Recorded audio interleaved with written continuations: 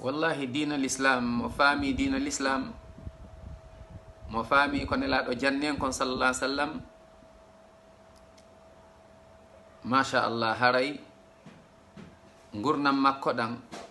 ko waɗata kon ko gollata kon fof a tawa hino foti hino laaɓa haray ko jooma teddungal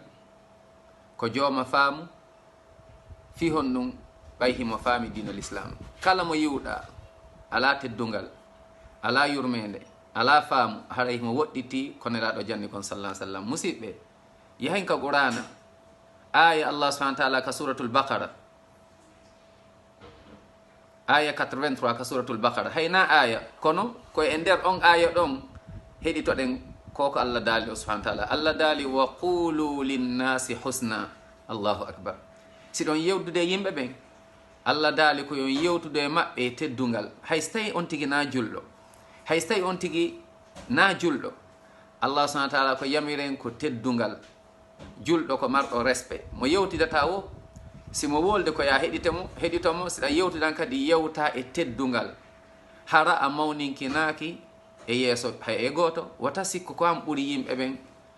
hay goto ama yaali taw anda ko honno mayde nen tawirtama a natali gabru a jabaki taw ko ɓe landoytoma a immintinaka ñande janggo a hendaki taw deftere ma nden a lumbali pon sirat a hewtali aljanna awa jippin hoorema nam ndara ko woni e ma kon ko ɓawli ko kaani wakkiloɗa itta toroɗo allah subahana taala yo allah fewne heña ɗo yo mayde hewtu luttuɓeɓen duwanoɗaɓe so tawi ɓe feewa ma ɓe wottike laawol kono wota sikku hiɗa ɓuuri hay e goto mo yewtidata o kadi yownu e teddungal yownu e needi waɗa doy kadi heɗitoɗa kadi on tigi sino yewdema kono siɗa wolude wata yennu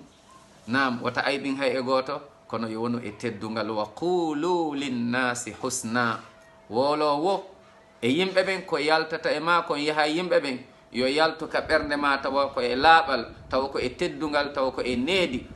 nam sa waɗi ɗum tun yimɓe ɓen faamay duwanoɗaɓe ɓe fewaɓe yo allah fewnuɓe majjuɓe yo allah subahana taala fewnuɓe fewɓe ɓen yo allah ñiiɓinɓe yo allah ñiiɓen enen fof nannen aljanna amin ya rabbi